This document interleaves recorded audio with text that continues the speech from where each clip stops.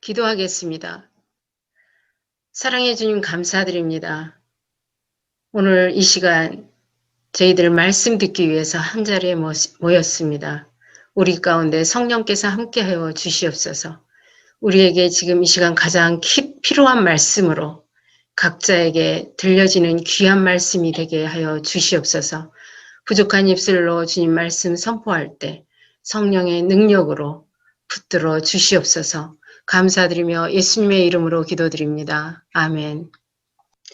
커만이라는 사람이 괴테에게 이렇게 말을 합니다. 나폴레옹의 인격이 아주 독특하고 매력이 있어서 사람들이 그를 만나면 곧 무릎을 꿇고 그의 지도력에 순종한다는 것입니다. 이 말을 들은 괴테가 이렇게 대꾸합니다. 나폴레옹의 인격이 뛰어나지만 사람들이 그를 따르는 것은 자기들의 목적을 달성할 수 있다는 확신이 있었기 때문이라고 말합니다. 사람들은 그러한 신념을 주는 누구에게도 무릎을 꿇게 되는데 이것이 바로 인간이라는 것이죠. 오늘 본문에 등장한 사람들 중 주님을 따르겠다라고 말하는 사람들은 바로 예수님이 자신들이 추구하는 이익과 욕망을 채워줄 수 있는 사람이라는 확신이 있었던 것 같습니다. 그러나 오늘 본문은 이들의 생각이 잘못되었음을 지적하고 있습니다. 먼저 주님을 따른다는 것은 어떤 고난도 감당해야 한다는 것입니다. 오늘 본문은 예수님께서 예루살렘을 향한 여행을 배경으로 하고 있습니다. 오늘 본문 바로 앞단락에서는 사마리아의 한 마을에서 예수님께서 거부당한 이야기를 한 후에 뒤를 이어서 오늘 본문에서는 제자도에 대해 말하고 있습니다. 이 구조는 예수님의 예루살렘 여행이 사람들의 거부에 직면하게 될 것이며 그를 따르는 제자들도 세상으로부터 거부당할 것을 말해주고 있습니다. 그래서 우리도 진정으로 주님을 따른다면 주님처럼 고난을 받고 거절당하고 고통당할 수 있다고 말하는 것입니다. 예수를 따라가겠다고 말하는 것은 때로는 위험과 거부에 직면할 준비가 되어 있다는 것이며 고난뿐 아니라 죽음도 불사해야 하는 것입니다. 이런 배경에서 57절, 58절을 보려고 합니다.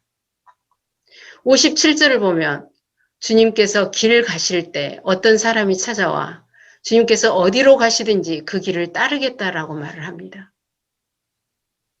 여기서 길 가실 때라고 말하고 있는데 이 길은 예수님께서 예루살렘을 향해 가시는 길입니다. 여기에 등장한 이 사람이 어디든 가겠다고 한 곳은 바로 이 예루살렘인 것이죠. 이 예루살렘은 예수님께서 온 인류의 구원을 위해 막중한 임무를 수행해야 하는 장소입니다. 그래서 이 길은 고난의 길이며 십자가의 길인 것입니다. 57절에서 주님을 따르겠다고 말하는 이 사람은 주님이 가시는 길을 따른다는 것이 어떤 대가를 감당해야 하는지에 대해 알지 못하고 있는 것 같습니다. 단지 이 사람은 그동안 예수님께서 보이신 기적들로 인한 유명세에 매료되어 있는 것 같습니다. 주님을 따르겠다고 나선 제자들은 그분에 대한 정확한 이해가 있어야 따를 수 있습니다. 자기들 중에 누가 크냐에 대한 열망에 빠진 제자들은 십자가에 못 박히는 메시아를 도저히 따를 수 없는 것입니다. 58절에서 예수님은 어디로 가시든지 따르겠다는 어떤 사람의 말에 찬물을 끼얹는 발언을 합니다. 여우도 굴이 있고 공중에 새도 집이 있으되 인자는 머리 둘 곳이 없다고 말씀하십니다. 예수님께서는 자신을 따르고자 하는 그 사람에게 당신이 가시는 길은 쉽지 않는 길임을 말하고 있는 것이죠. 여우도 새들도 머물 장소가 있지만 인자는 갈 곳이 없다는 것입니다. 주를 따른다는 것은 머리 둘 곳도 없는 불편하고 이태로운 그분의 삶까지 수용하는 것입니다. 그래서 주님을 따른다는 것이 때로는 이 땅에서의 안락한 삶, 물질적인 풍요 등을 포기할 각오가 되어 있어야 합니다. 빌립보서 1장 29절에서 그리스도를 위하여 너희에게 은혜를 주신 것은 다만 그를 믿을 뿐 아니라 그를 위하여 고난도 받게 하심이다 라고 말합니다. 고난은 제자도와 떨어질래야 떨어질 수 없는 요소입니다. 그러나 오늘 본문에 등장한 이 사람은 주님을 따르는 길이 고난의 길이요 십자가를 져야 하는 길임을 전혀 염두에 두지 않고 있는 것입니다. 예수님을 따르는 것이 자신의 욕망을 채우기 위함이 아닙니다. 제가 알고 있는 어떤 자매님은 자기 자신을 아주 예쁘게 꾸미는 것을 아주 좋아합니다. 이 자매의 고민은 선교사로 나가고 싶은데 현지에서 어떻게 화장도 하고 입고 싶은 스타일의 옷을 입고 꾸미며 생활할 수 있느냐는 것입니다. 그것이 열악한 현장이라면 더욱 어렵다는 것이죠. 남자분들은 이것이 아무것도 아닐 수 있지만 여자들에게는 그것이 아주 중요할 수 있습니다. 예수님을 따른다는 것은 세상에서 안락한 삶, 자기가 하고 싶은 것들을 포기해야 하는 상황이 올 수도 있습니다. 누가복음 1장 38절을 보면 수태고지를 받은 마리아의 고백이 나옵니다. 주여 여종이오니 말씀대로 이루어지리이다. 마리아는 요셉의 약혼자이지만 처녀였습니다. 당시 처녀가 잉태한다는 것은 사회적으로 매장당할 뿐 아니라 죽음까지도 각오해야 하는 것이었습니다. 그런 위험한 상태였음에도 마리아는 기꺼이 천사가 전하는 말에 순종으로 반응합니다. 마리아는 죽음까지도 각오한 그 고난의 길을 기꺼이 가겠다는 것입니다. 예수님께서 십자가 고난을 감당하듯이 예수님을 따르는 자들은 자기 십자가를 지고 예수님을 따라야 합니다. 9장 23절에서 나를 따라오려거든 자기를 부인하고 날마다 제 십자가를 지고 나를 따를 것이니라 라고 말씀하십니다. 이 말씀에서 누가는 마태복음 평행절에서는 없는 단어 날마다를 여기에 덧붙이고 있습니다. 예수와 동행은 날마다 자기 십자가를 지며 자기 부정을 수반하는 것입니다. 누가복음 6장 27절 이하에 보면 말씀을 듣는 자들에게 어떻게 살아야 하는지를 말하고 있습니다. 너희를 미워하는 자를 선대하며 저주하는 자를 축복하고 모욕하는 자를 위해 기도하라. 내 이 뺨을 치는 자에게 저 뺨도 돌려대며 내 겉옷을 빼앗는 자에게 속옷도 거절하지 말라. 비판하지 말고 정죄도 하지 말며 용서하고 배려하고 선대하라라고 말합니다. 이 말씀을 듣다 보면 마음이 답답해지지 않습니까? 사실 이 말씀대로 살아가야 한다는 것이 쉬운 일이 아닙니다. 너무나도 불가능한 일들이기에 이 말씀대로 살아가는 것이 우리에게는 십자가가 될 수 있는 것입니다. 주님을 따르는 것은 끊임없이 나를 쳐서 복종시키며 내 안에 내가 죽어야만 따를 수 있는 것입니다. 주님을 따르려면 내 안에 도사리고 있는 자존심과 이기심을 내려놓아야 합니다. 그리고 자기를 주장하는 것이 아니라 다른 사람을 이해하려고 힘쓰며 배려하는 노력이 필요합니다. 전혀 자기를 포기할 생각 없이 영광스러운 자리에 계시는 주님만 보면서 따르겠다라고 말한 제자들처럼 우리의 모습이 이런 것은 아닌지 모르겠습니다. 제자란 주님이 가시는 그 고난의 길을 갈 수 있다는 신념만으로 따를 수 있는 것이 아닙니다. 주님이 가시는 그 길을 기꺼이 따라 행하는 자만이 진정한 예수님의 제자가 될 수 있습니다. 누가복음 9장 28절 이하에 보면 예수님의 변화산 사건이 나옵니다. 이 변화산 사건은 그리스도인들로 하여금 하나님의 나라를 기대하고 그 영광을 직접 맛보게 될 것을 미리 보여주는 사건입니다. 그러나 예수님께서 이 영광의 자리에 이르기 전에 반드시 십자가라는 고난의 시간을 지나야 했습니다.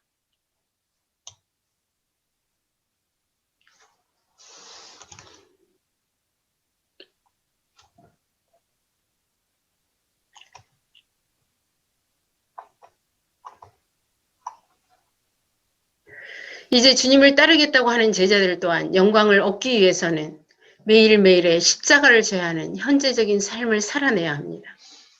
우리가 신앙생활을 하면서 아무런 불편함도 없고 갈등도 없고 포기해야 할 것도 없다면 우리의 신앙생활을 한번 점검해 봐야 합니다.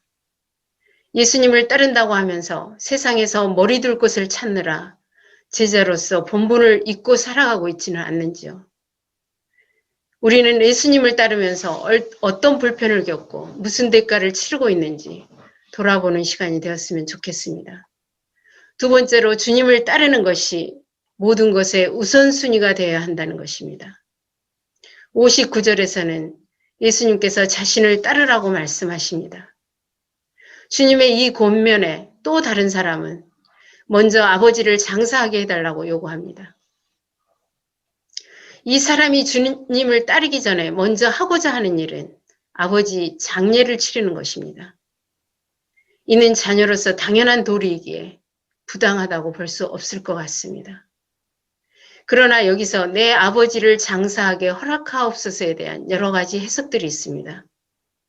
한 가지 해석은 이스라엘은 두 번의 장례를 치른다고 합니다. 첫 번째는 돌아가셨을 때, 또 한 번은 시간이 지난 후 가족묘에 뼈를 합장할 때 지내는 장사가 있다고 합니다. 여기서 말한 장례는 바로 이 두 번째 장례를 지낼 때까지 기다려 달라는 요구인 것 같습니다. 또 한 가지 해석은 아버지가 언제 돌아가실지 모르지만 돌아가실 때 나로 아버지의 유산을 받을 때까지 기다리게 하라는 의미의 비유적 표현으로 보는 것입니다. 어떤 해석이든 이 사람은 지금 당장은 주님을 따를 수 없다고 말하고 있는 것입니다. 자기가 원하는 일을 먼저 한 후에 주님을 따른다는 것은 자칫 기회를 놓칠 수 있습니다. 그리고 이 사람은 또 다른 문제가 생기면 그때도 여전히 그 문제를 처리한 후에 따르겠다고 말할 수 있는 소지가 다분합니다. 제 지인 중 한 분이 교회에서 전도하러 가면 아들 대학 보내놓고 가겠다. 또 가면 아들 군대 갔다 오면 가겠다. 그리고 결혼시켜 놓고 가겠다는 말로 자꾸 핑계를 대실 때 많이 안타깝고 불안했던 적이 있습니다. 그러나 감사하게도 그분은 지금 열심히 신앙생활을 하시고 계십니다. 오늘 본문 59절, 61절에서 보면 먼저라는 단어를 사용하면서 자기가 해야 할 일을 말하고 있습니다. 이 사람은 자기가 해야 할 일의 우선순위를 정해놓고 있습니다. 이들이 생각하는 우선순위에서 예수님은 한없이 밀려나고 있는 것입니다. 이들은 주님을 따르는 것보다 자기들이 세상에서 해야 할 일이 우선순위며 중요하다고 생각하는 것이죠. 이들은 자기들이 우선시하고 있는 것을 수행하기까지 예수에게 헌신하는 것을 미루겠다는 것입니다. 만약 그렇게 된다면 제자로서 예수를 따르는 것은 기약 없이 늦춰질 수 있는 것입니다. 그리고 그 기회가 영영 오지 않을 수 있는 것입니다. 예수님께서 말씀하신 나를 따르라는 말은 현재 명령형으로 주어져 있습니다. 지금 당장 실행해야 하는 것입니다. 늦출 수 없는 긴박함을 요구하는 것이죠. 이 사람의 요청에 대해 60절에서 예수님은 이렇게 말씀하십니다. 죽은 자들로 자기의 죽은 자들을 장사하게 하고 너는 가서 하나님 나라를 전파하라 라고 말씀하십니다. 여기서 죽은 자는 육신은 살아있어도 하나님 나라에 속하지 않는 자들로 하나님의 시각에서는 죽은 자들입니다. 세상 일이란 죽음의 일이고 주님의 일은 삶의 일, 곧 하나님 나라 일을 하는 것입니다. 주님께서는 장례를 치르는 것은 세상 사람들이 하게 하고 제자는 생명을 살리는 일, 곧 하나님 나라를 전파하라라고 말씀하시는 것입니다. 주님께서 나를 따르라는 명령은 하나님 나라를 전파하는 자로 부르신 부르심입니다. 예수님의 이 요구는 예수님 자신이 새 시대를 열어가는 분이시기에 가능한 것입니다. 예수 그리스도로 인해 종말론적인 삶이 이미 우리 안에 시작되었습니다. 우리는 이 종말론적인 삶을 살아내야 하는 제자로서의 삶을 살아가야 합니다. 그러기에 예수님께서 요구하는 것은 부모 장례를 치르는 것보다 더 중요한 일인 것입니다. 제자로 살아가는 것은 세상의 상식을 뛰어넘는 삶을 요구받는 것입니다. 새로운 차원의 삶으로의 부르심인 것입니다. 그래서 어떤 것도 예수를 따르는 것을 늦추게 해서는 안 되는 것입니다. 마태복음 6장 33절에서 너희는 먼저 그의 나라와 의의를 구하라 라고 말씀하십니다. 우선순위를 하나님 나라와 그 뜻에 두어야 한다는 말입니다. 그러기에 새 시대를 여신 주님의 부르심 앞에서는 인간으로 해야 할 당연한 어떤 일도 우선이 될 수 없습니다. 우리가 출세하기 위해, 많은 돈을 벌기 위해, 자녀를 최고로 키우기 위해 동분서주하는 동안 주님은 항상 우선이 아닌 차선으로 밀려나 있지 않습니까? 예수를 따르는 사람들은 자기가 하는 일들의 순서를 다시 정해야 합니다. 우리의 삶에서 우선순위의 자리에 무엇이 있는지 지금 깊이 한번 돌아보는 시간이 되었으면 좋겠습니다. 세 번째로 주님을 따른다는 것은 온전한 헌신을 요구합니다. 61절에서 이 사람 역시 예수를 따르기 전에 먼저 가족에게 작별 인사를 하게 해달라고 요구합니다. 이 사람의 요청은 열왕기상 19장 20절 엘리사의 요청과 평행을 이루고 있습니다. 여기서 엘리사는 엘리야에게 자기 부모에게 작별 인사를 하고 나서 그를 따르도록 허락해달라고 간청합니다. 이 엘리사 요청에 엘리야가 허락합니다. 엘리사 이야기를 기준으로 본다면 오늘 본문 61절에 등장한 이 사람의 요청 또한 타당한 것처럼 여겨집니다. 그러나 62절에서 예수께서 이르시되 손에 쟁기를 잡고 뒤를 돌아보는 자는 하나님 나라에 합당하지 않다라고 말씀하십니다. 쟁기를 들고 뒤를 돌아보면 밭을 제대로 갈 수가 없습니다. 쟁기를 가진 사람은 앞을 똑바로 보아야만 고랑을 곱게 낼 수 있습니다. 뒤를 돌아보지 말고 목표를 바라보며 주저없이 나아가야 합니다. 예수를 따른다는 것은 곧 예수를 자기 삶의 표대로 삼는 것을 의미합니다. 예수를 따른다는 것은 그것이 설령 가족일지라도 주님을 따르는데 걸림돌이 된다면 단호히 돌아설 수 있는 결단이 필요함을 말하고 있는 것입니다. 예수님은 이전 것과 자신을 분명하게 단절해야 한다고 경고하고 있습니다. 그러나 여기에 등장한 이 사람은 주님을 온전히 따르기에는 다른 것들에 대한 미련이 많이 남아있는 것처럼 보입니다. 따르겠다고 자신 있게 말했지만 주님께 온전히 헌신하기에는 아직도 세상 것들이 좋고 세상 유혹에 마음이 흔들립니다. 양쪽에 발을 걸치고 선뜻 따라 나서지 못하며 우왕좌왕하고 있는 꼴입니다. 본문에 등장한 이 사람처럼 우리도 주님께서 부르시면 언제든지 따라갈 준비가 되어 있다는 자신감으로 신앙생활하고 있는지 모르겠습니다. 그러나 우리의 이 자신감이 혹여 그리스도인이라는 카테고리 안에 들어와 있기 때문에 가질 수 있는 착각은 아닐까요? 저는 모태신앙인입니다. 저는 한때 모태신앙인이라는 것에 자부심을 가지며 제 스스로 아주 신실한 하나님의 자녀라고 착각하면서 살았습니다. 그러나 그리스도인이라는 모양은 갖추었을지 모르지만 내면은 자아로 똘똘 뭉쳐진 세상의 욕망으로 가득 찬 모습이었습니다. 종교 생활에는 열심이었지만 주님과 적당한 거리를 두고 그 이상의 것들을 포기하지 않았습니다. 마치 주님의 영광에 기대어 누가 크냐고 다투었던 제자들의 모습이 바로 제 모습이었습니다. 그러나 한참 후에야 제 삶이 주님께서 원하시는 진정한 그리스도인의 삶이 아니었음을 깨닫게 되었습니다. 그렇다고 지금 제 삶의 모습이 아주 훌륭하다는 말은 아닙니다. 여전히 아직도 변하지 않는 제 어떤 모습을 보면 많이 부끄럽습니다. 롯의 아내처럼 주저주저하며 머뭇거리게 하는 것들이 뒤를 돌아보면 아직도 많이 있습니다. 이스라엘 백성들이 광야 생활 동안 끊임없이 뒤돌아보며 이집트의 삶을 갈망했던 것처럼 온전히 돌아서지 못하고 있는 것들도 있습니다. 제자가 된다는 것은 온전한 돌아섬을 요구합니다.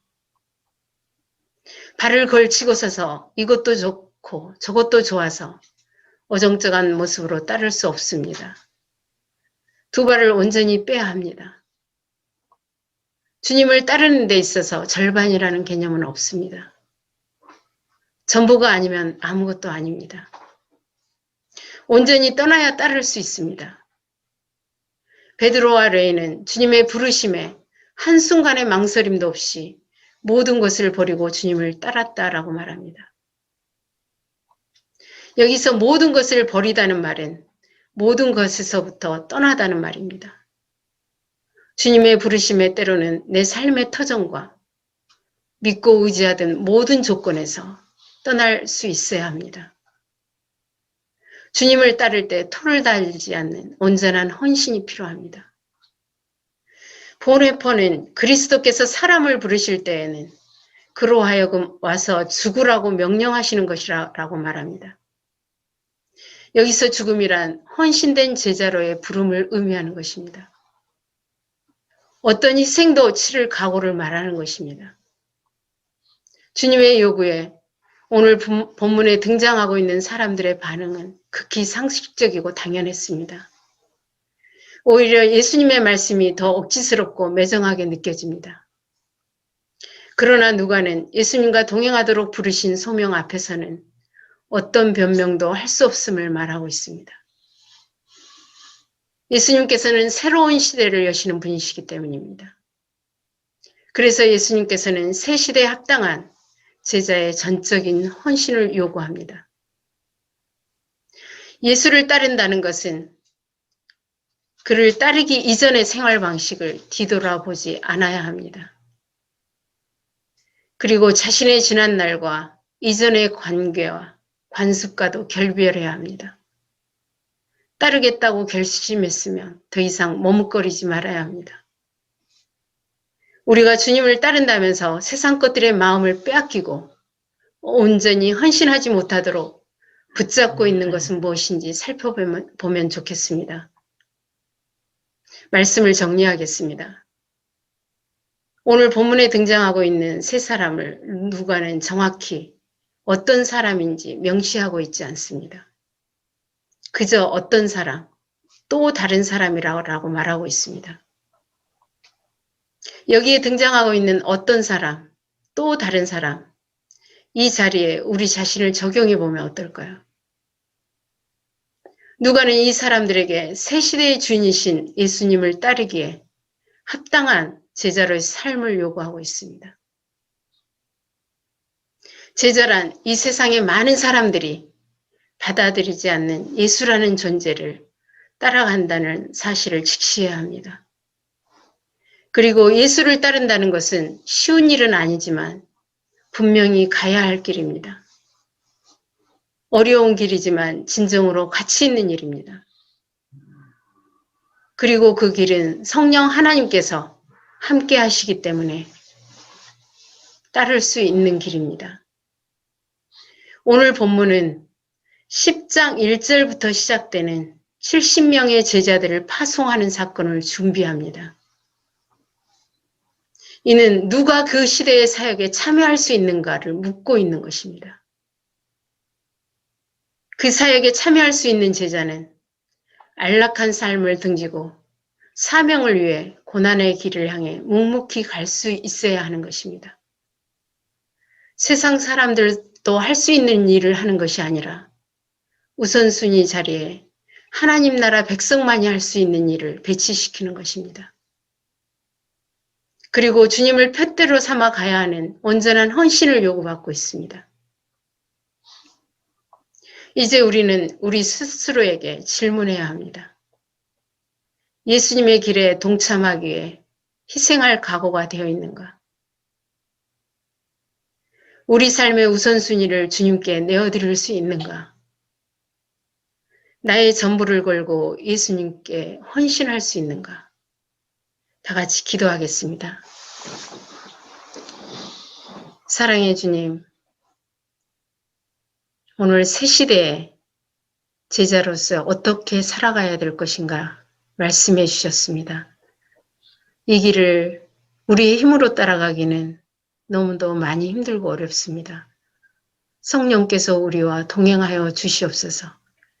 그래서 주님께서 원하신 그 제자도의 참 삶을 살아갈 수 있는 저희들 되게 도와주시옵소서. 감사드리며 예수님의 이름으로 기도드립니다. 아멘.